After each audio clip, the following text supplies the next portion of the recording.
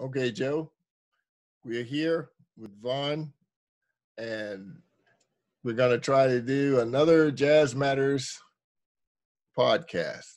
This will be our second podcast with the great, legendary Joe Jennings. Our co-host is Vaughn Coulter. And right about now, I'm Edwin Williams, and I'm with Jazz Matters. And we're here to keep the culture alive in the music of jazz in the city of Atlanta. And fortunately, we do have Joe with us today to give us a lot more insight on his perspective of how things are today in the culture. And Vaughn, would you go ahead and introduce yourself and let everybody know what's going on with you? Vaughn has a radio show called on Jazzbeatsradio, and we'll let him tell you a little more about him. Yes, Vaughn? Indeed. It is a pleasure being here once again with the folks that are currently chiming in with us, listening and following us here at Jazz Matters. And of course, I'm Vaughn Coulter. I'm the host and air personality for Jazzbeatsradio, and I produce a show called Soulscapes, which encompasses 55 plus years of America's original art form. And it is a pleasure being here and an honor to be here with the legendary Joe Jennings, an Atlanta landmark and institution, as I want to say. So, Edwin, how's it going with you today? Well, it's going pretty good so far. I'm trying to get myself together on this situation because this will be our actual first podcast with a guest, and yes, we really want to hear a lot about what he knows about in the jazz situation here in Atlanta, and basically what he's basically seen and heard all over the country about it. And trying to see basically get a little more history on Joe and to try to go ahead and let Joe tell us about this whole culture of jazz in Atlanta. And he can start at any time. So Joe, how do you see the culture in Atlanta right now, the jazz culture? Well, actually, culturally, I see it as an issue all over the country. I mean, it's the same in Atlanta as it is in the country in a lot of ways. And Atlanta, one of my issues, one of the things I've observed from being a part of the AU Center, which are three, it was five African-American educational institutions. And one of the largest group of African-American colleges, I think, in the country, and it kind of represents that group, which I think now we have left of Spelman, Clark Atlanta University, and Morris Brown is trying to hang in there, and Spelman. And I taught briefly at Clark. I came to Atlanta to teach at Clark Atlanta University, which was just Clark University at the time, and at that time Clark and Atlanta University had merged, and I left Clark, went and played professionally for a while, came back, taught in Morehouse for a brief period, left, worked, came back and taught at Spelman for 30 years, from which I retired 7 years ago. And what I found in that experience, what I learned about the African-American schools and the culture itself and how these schools actually viewed the culture. It appeared that the way they viewed the culture was that it was not as much value. When I say the culture, I mean any form of African-American music is not as valuable as the European classical music. And this is reflected in the way they teach and what they teach and what they feel is important. The results of it is that you have, if you count all of the African-American, if you look at all of the HBCUs, which are historically Black institutions, colleges, and universities, you'll find, you could count on your hand those colleges that have jazz studies programs. And the last time I really checked research there, they have about more than 250 predominantly white institutions with jazz studies programs, right? Which to me says something. That says a lot, that they are focusing on teaching a form of music that evolved out of the African American experience, right? Now, this is, it's nothing, I mean, music is for everybody. Anybody can approach and perform any type of music. But the music, jazz music, of what we call jazz music is, I'm trying, this phone is right. What we call jazz music is a direct product of the African American experience in this country. And it's a part of the African American culture. It's our culture, a part of our cultural experience. Now, Joe, you had mentioned the fact that, you know, by you teaching at this, and you have more of an inside perception of what we were trying to get in the question. As far as having the music expand at this point, you know, because I know that there are a lot of schools take music programs out of them to, you know, make room for other academics. But the thing about it, in our culture, we seem to be behind, because you did mention that a lot of the colleges, which are the majority of the schools have that are called white institutions, they have the jazz studies programs. And the thing is, that means that they're basically teaching the culture from their perspective, right? That's right, right. You're saying that, yeah. Yeah. Well, that they're teaching it from their perspective, while the predominantly African American institutions are not teaching it at all. Many of them, you know, are not approaching it as something that is necessary for those students to learn. I mean, that doesn't just exist in the HBCUs, the historically Black institutions, but it's the same thing in the high schools and the elementary schools. We're just not learning about our culture. And one really extreme example of that is the debate now on whites and Blacks, or whites understanding, this is the total education, whites understanding what African Americans have been through since they've been in the United States. And our music actually reflects the evolution of the African American experience in the United States.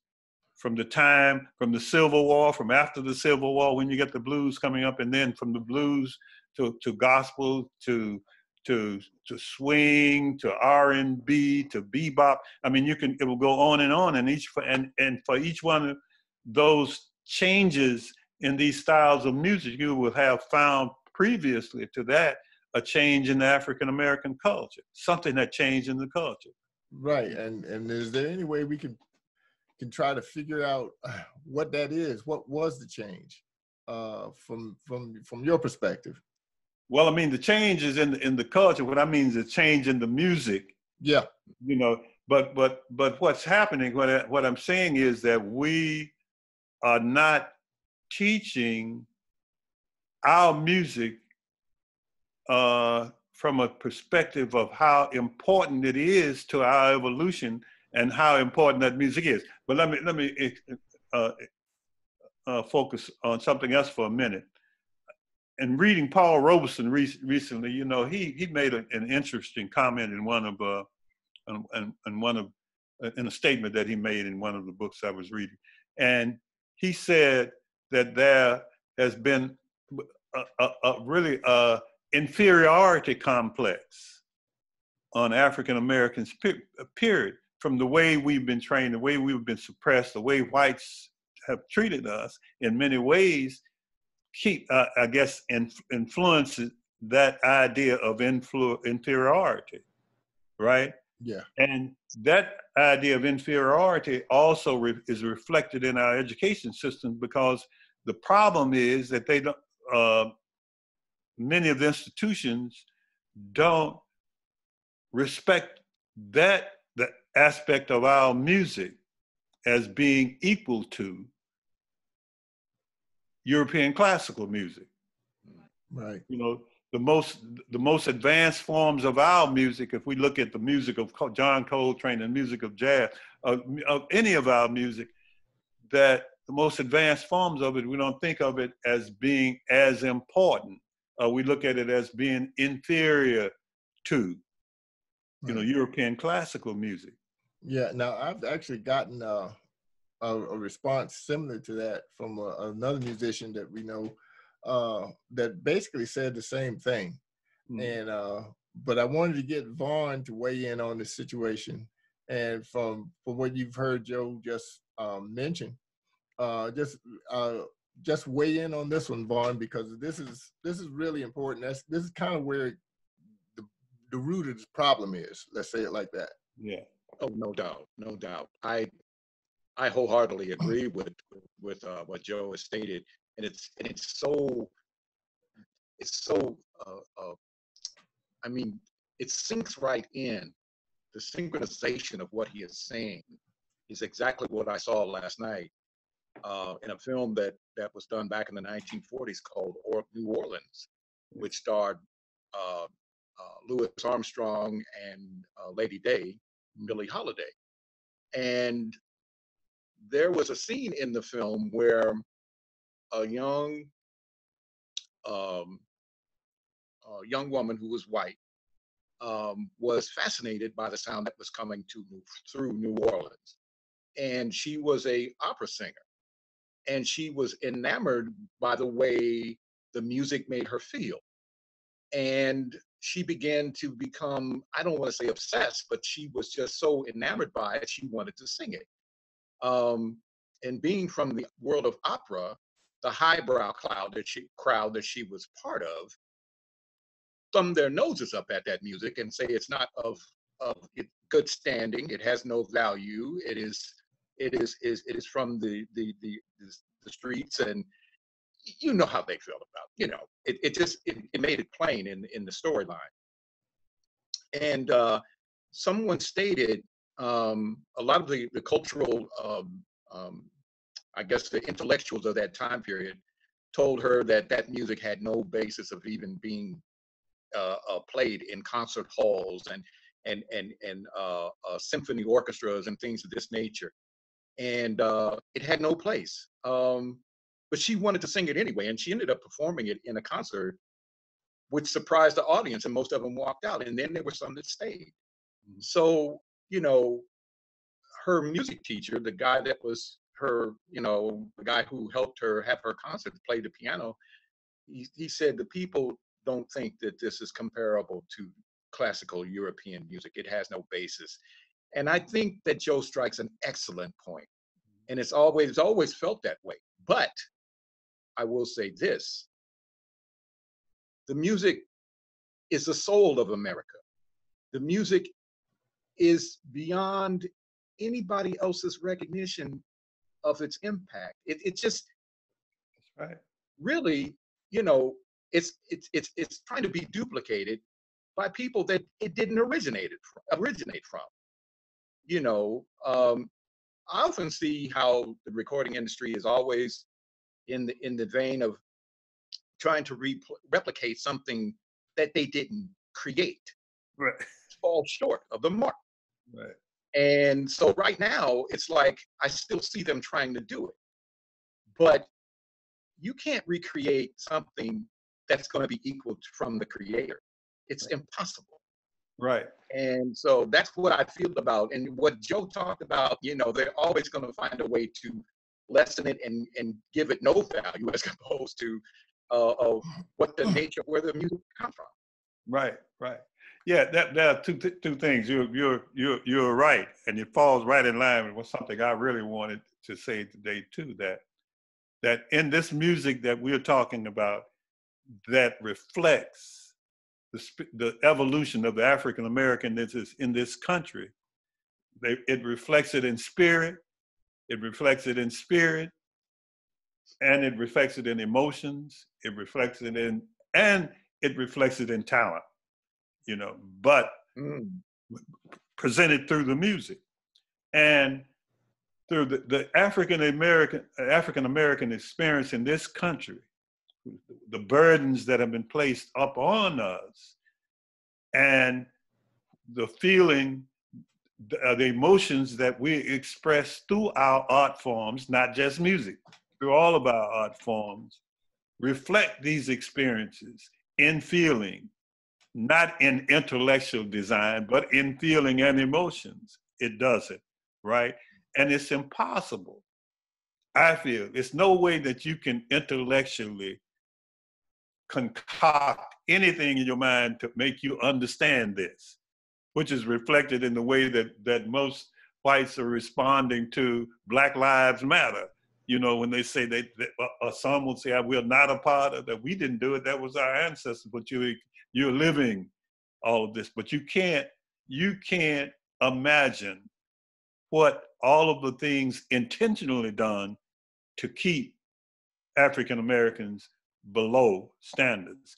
And some of us, which goes back into the point that I was saying at first, that some of us actually believe all of the things we were taught in these institutions to get our advanced degrees, that the European experience is the ultimate, which makes some feel that they are inferior, that the products, and it's reflected in a lot of different ways in a spiritual, or from the churches calling it the devil's music, from all types. You get all that thing manifests itself in so many ways, that but it's continuing to keep the idea that our creations are inferior.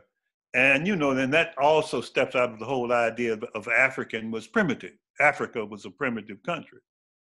And one thing, and I'll let somebody else address this issue, but Gertrude Stein, who was one of the great white European writers that a lot of the artists used to gather around, told Paul Robeson that Black people are Negroes, as she says. Negroes are not suffering from persecution. They're suffering from nothingness. That's pretty deep. Wow. So in the situation, and I did get a chance to listen at one of your posts that you had posted on Facebook with Paul Robeson, and it was very interesting. Let's say it like that. Oh yeah.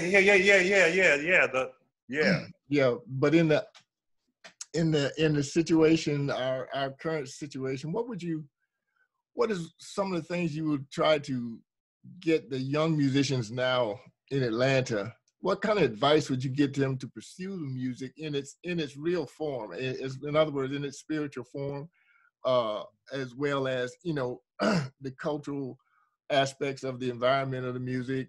What's something that you would give the young musicians, because we don't have it in the schools anymore like it used to be, and Jazz Matters is trying to give platforms to people who really want to try to get into the music, and so since we're not really trying to push any particular style away, it's the fact that these people really are interested in performing jazz music. And a lot of them are young people. So we want to know, because of your experience and knowledge and so forth, we want to know really, what could you give what kind of advice could you give the young people to pursue that? Well, I mean, you can't tell the next generation what to pursue. You can tell them how, maybe, because there's so many, like Gabron said, but the child's mind is in the house of tomorrow. You can share information with them. What I always tell when I'm teaching a student is it's about sharing information, where it comes from. And then I always talk about the culture. I always talk at some point, try to involve them in conversation about the culture itself. But studying from someone who really knows the music, would really play it, and try to get out of this idea that music, that African-American music is like a boxing match. Who's the baddest? Yeah, the competitive aspect. Who's the baddest? Who can outplay? I mean, it's their music. It's each individual. You have influences like Charlie Parker.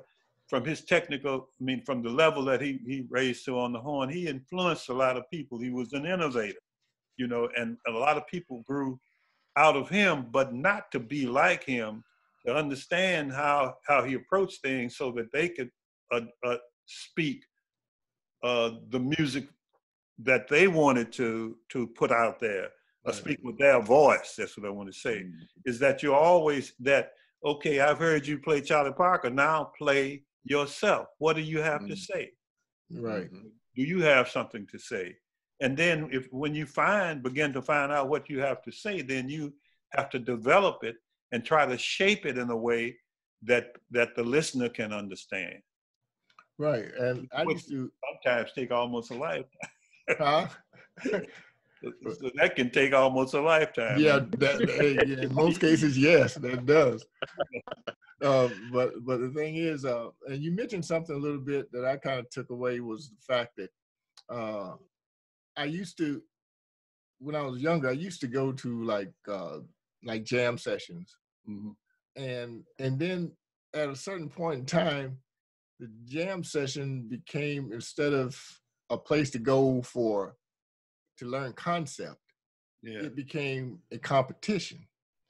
For the musicians, and they seem to have gotten it lost in that mix. I've seen them go in there. One musician goes up and plays, but the other musician, instead of really sitting back and seeing where he's coming from, he starts competing. And when he starts competing, he starts repeating what he's doing over and over again, and doesn't even notice that.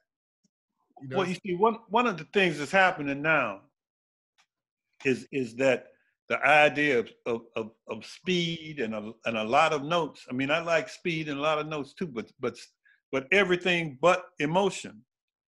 It's like you can teach a robot to do it. I mean, I think several years ago they had the robot playing giant steps. Right. I've seen that. Yeah. So you can teach a robot to do that, but you can't teach a robot human feelings and human emotions. And eventually it's not about the speed. A person might not be as fast. I mean, when you put Dexter Gordon besides John Coltrane, and I'm not saying what they're capable of, I'm talking about the way they played and you heard them play. Right. One plays a certain way, Coltrane plays a completely different way, and put quite a few more things out there that had a higher level of mechanical technique. Okay. You know what I mean? Right. Both great musicians. One speaking his voice one way and another one speaking his voice in another way eventually. And there could have been some other person who was not as technically acquired. I mean, hadn't acquired that amount of technique, but still had something to say that the people may have loved him more than they did the other two. Right. What was it that they were delivering? They got their message through, however slow it may have been, but it was sincere. Right. And me and Vaughn was talking about that, and I was talking about how you either playing from the head or from the heart. And the thing about that was, it was interesting, the conversation, the way it came up. I kind of almost explained it, Vaughn, if you can chime in, similar to what you were saying. Even though you used the example of Dexter and John Coltrane, which are two different individuals that speak, and you know, the whole thing about it is one did not have to compete with the other because of the way they spoke on the instrument individually. Yeah. The situation for what that me and Vaughn had gotten into talking about was the fact that, you know, like I said, if you learning from the head, and then a lot of times you would go and get a transcribed solo and memorize it and play it, and then you're playing it from your head at that point. So you could be playing a lot of notes, and it may sound great, but then a person that's playing the same song from the heart has a totally different, it creates a totally different atmosphere in the room. Right. And that's the way I've seen it, you know, play out in situations where I go hear other musicians and so forth playing. I can almost tell who's sitting at home doing a lot of scalar stuff, and they get on stage and do that same exercise that they were doing at home, you know, and it doesn't put anything in the heart, the feel of what you're doing, you know. Yeah. And like you were saying, a lot of notes could be great at times, but it only takes a few. You know what I'm saying? It's almost like going to court and the judge said guilty. You could have said everything you wanted to say, but when he said guilty, that's it. Right. And that's the reason I'm saying that the person, all of these other, all of the technique, I mean, if you're using that like a person, like a Coltrane or whoever else, and there are things that I want to do with that level of technique, but it has to be a sincere effort in the ideas. Those are the ideas that you want to present. And in some cases, you have to keep trying to reshape them until you can get exactly what you're trying to get out to people to hear it and understand it. And right. And that sounds like what we were saying about actually doing it from the heart versus, you know, from the head, you know? Right. So, and if you give someone a Charlie Parker, learn this Charlie Parker solo, it's not for you to replay, it's for you to understand and analyze and try to see how he moved certain way, how he approached certain things, to understand it and break it apart, but not to hear, like old fellas used to tell me, say, if I wanted to hear Charlie Parker, I'd put Charlie Parker's records on. Right. So, you know. Right. And see, that's the thing about the teaching aspect and the learning aspect of it from our culture, from our point of view, as African-American musicians, that we really need to get more into that, because I noticed that a lot of the students, you know, they are using a lot of transcribed stuff, and they're memorizing it for the most part. And then it's just like you said, because they're doing that, they're not speaking to that vibration of soul, that really what's going on in their socioeconomic world, you know, as far as playing goes. Me and Vaughn had talked about that subject, and Vaughn, you want to add anything to that? Oh, I was going to say, this is the meat right here. You guys are really like getting into the mashed potatoes and the meatloaf right now. So yeah, we hungry, man. I have to. I haven't had anything. I'm kind of like the student watching the instructors talk now, and I'm like caught up. It's wonderful to hear all of this, because I know, just looking at it from the aspect that you're stating, is that I can apply that to just about every vocalist, you know, because Edwin and I were talking about Louis Armstrong, how transformational he was. That's right. In the element of American music, he was the key to that unlocked the door. I mean, I remember the story about who was the most popular singer during that time when Louis Armstrong came around, and that was Bing Crosby. After Louis Armstrong, Bing Crosby, he copied everything Louis Armstrong was doing after that point. He tried to copy. Exactly. And so, you know, it's like when I can think of another singer that did the same thing. I mean, Ray Charles sang a song that just took it to a whole nother plane. And everybody after him started singing on that level. Now, like I said, I'm like this, and you know, I love, it doesn't matter what color you are, if you're into the music, the jazz, if you're into jazz, and it's almost like when that, I call it, I have to go back to the church for a minute. I call it the anointing. When the anointing comes upon in the midst, I don't care who's in the room playing with you, when that anointing falls upon them, you get touched by it too. Yeah. You know, and there are some, you know, the white jazz musicians that, I mean, they get affected by it. Oh yeah. And when you hear them play, you can know when they connect to that emotional level, you know, by far. And it doesn't happen just playing. You got to be in the midst. Yeah. So it's just almost like, you know, if you want to get it, you got to know the culture. You got to know what that spirituality is. Yeah. And that encompasses a whole lot. And it will answer a lot of questions that you might have in how to play this and play it with what what you're missing. You know, so I think that being in this conversation right now will open a lot of doors, and a lot of people that will see this will know what it is, what we're talking about. Yeah. And this is the thing about Black American culture that's missed in the schools. It's never taught. You know, and it explains a lot about who we are as a people. Right. And it'll transform folks.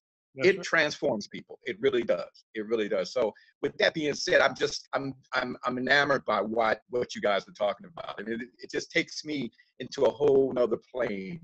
And we're on the right track. We're on the right track here, doing what we do and what this show means. That's right. That's right. Well, look, I'd like, call me back again someday, because it's not over. It's a lot. It's not over. It's a lot to be said. You're absolutely what I wanted to say was that when you Vaughn, you reminded me of Bunk Johnson, which was, oh my goodness. he was asked on a None Such Record that interview, and he said when he was asked what were they doing when they started playing, when they were playing jazz, the early jazz, New Orleans jazz, prelude or something. He said that we were trying to play like what we heard the singers do. The gospel and the blues singers, we were trying to make the horns sound like them. So the horn is an extension of the voice. It's not a separate entity that you're out there trying to make function. What you're doing is playing your spirit, blowing it through the horn, and it is your voice, you know, an extension of it. Okay. Right. Yeah. I've noticed that a lot of young musicians are not necessarily exposed to that these days. The fact that they have to identify with the voice, like with themselves. They have to find their own voice in whatever they're trying to do. Some people explain it, you know, like the way I was taught by, like my father told me. He says, "Yeah, I'm taking you around to see all these musicians playing and everything." He says, and you can go home and you can, you know, you can do some of the things that they were doing.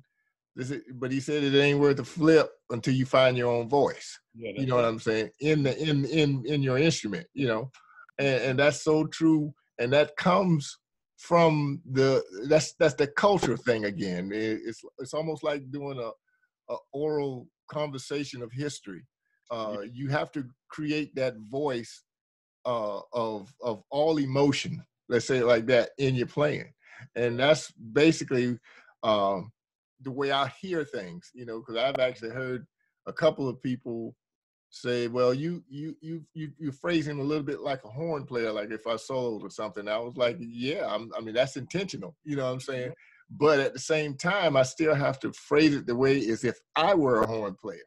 Right. You know what I'm saying?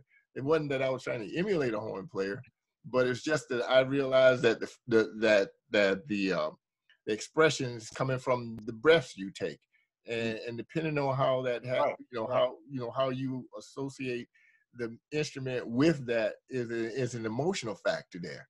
You know, and I like to hear oral stories about different parts of history and so forth, and I kind of express that in like the way I want to do jazz, especially the straight ahead versions of jazz or the acoustic versions of jazz. And when it comes to the electric version of jazz, I do the same thing, but I notice simply because there's an element there that is unnatural per se.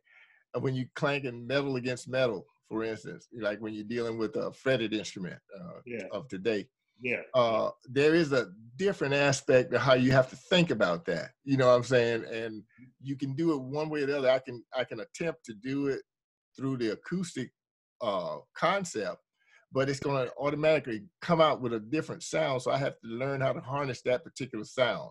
You know, and it's almost like playing another instrument that just is just the opposite. You know.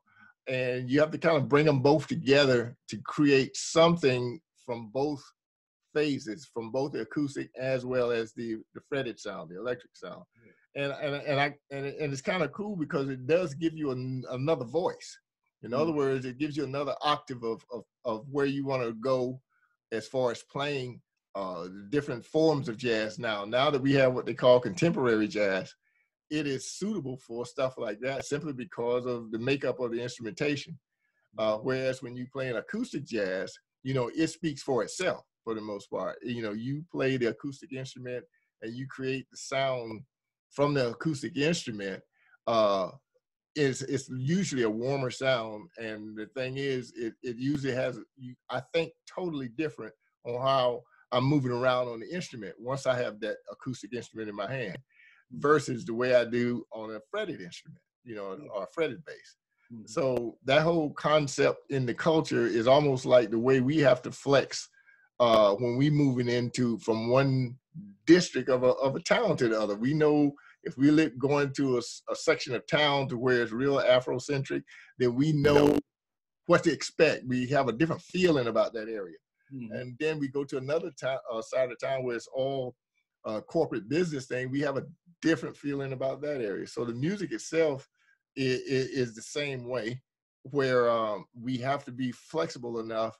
And now on radio, like most radio now, they are playing a combination of both forms of music. I just really would like to see a little more on the acoustic side so that the culture doesn't get buried, you know what I'm saying, up under too much stuff that is, you know, like now, even though everything is moving in that direction, and that's a lot of that comes from the advertisement aspect of it or the financial aspects of it.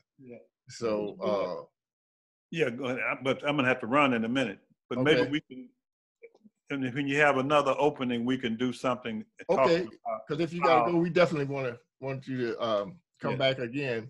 And what we'll do, and you can pretty much, we had here Joe Jennings speaking with us, and he does have another appointment, so we definitely don't want him to be late for that. So we're gonna say, come back again, Joe, whenever you want to. You got the platform. We can talk about some of the things that connect all that stuff from field hollers to hip hop. Exactly. Yeah, that's where I'm going. Exactly. Okay then, man. Thanks a lot for showing. Thanks, no problem. Mr. Joe Jennings, it's been a pleasure, sir. I'm going to tell you right now, I'm honored to have you with us today, and looking forward to having you coming back and, you know, just give us some more teachings. No, thank you. I learn as I go, man. I learn. All right. Beautiful. Beautiful. All right, Joe. Thanks. And Vaughn, anything else you want to add to that? Man, I don't know what else. I mean, how do you look? What can I have nothing to add to that. That was beauty, you know, in its rawest form right there. That was powerful stuff. That was literally powerful stuff right there. Yeah. Now we're gonna have an event on June 30th. That's Jazz Matters, and it's gonna be a live stream event.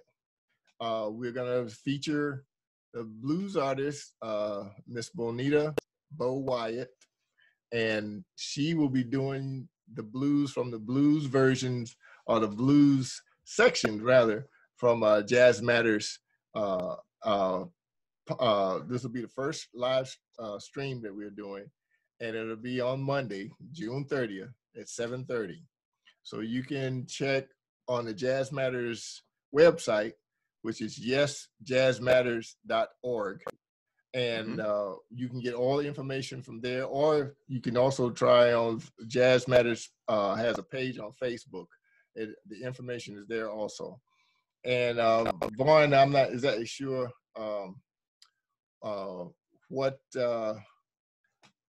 we got going right now for the next show, but we do have the young musician Michael Cruz to come on our next event. I just gonna confirm that in a few minutes. So what we'll do is get him in and let him give us the perspective from a younger musician's point of view, and we'll see where we can go from there. Awesome. That'll be beautiful. I'm sure he has a lot to say as well, and from that perspective, from the young person's perspective, and as talented as he is, I'm sure he'll be just as engrossing as Mr. Jennings was today. So I got enough. This has been a wonderful day for me, and I'm really looking forward to the next show. And if I can plug out there to Jazzbeatsradio, and broadcasting 365 24/7 on the internet, jazzbeatsradio.com. You can hear us also on iHeartRadio, and we do have an app. Jazzbeats Radio can be acquired on Google Play and iTunes, and we're also on TuneIn Radio and Alexa. And so, check us out. We're nothing. We're nothing like you ever heard before. And with my show, I'm like this: the music has no expiration date. That's how I feel about what I do on Soulscapes. But with that being said, Edwin, it's been a pleasure being with you today. Looking forward to us hooking back up again, and so we can do this all over again, my friend. Oh yes, and as a matter of fact, just wanting to reemphasize the fact that Jazz Matters will be doing a live streaming on June 30th, and at 7:30. You can go to Jazz Matters page on Facebook, or just go to the website jazzmatters.org, and we'll try to get as much. And please like us and subscribe to Jazz Matters. We will definitely want to hear from you. We want your comments and so forth for all of the programming that we'll be doing. And we want to make sure that everyone out there gets a chance to voice their opinion on jazz. And basically go to Jazz Matters website, yesjazzmatters.org, to get any information about Jazz Matters. So what we're going to do is just go ahead and we're going to close this one out today and try to make sure that we are going to get everybody's attention from doing this, and to keep doing this thing to keep the jazz scene and the jazz music alive in Atlanta. So we are here with Vaughn Coulter, and our guest, Joseph Jennings, was here earlier. We want to thank everybody for listening, and keep the faith. Jazzmatters.org.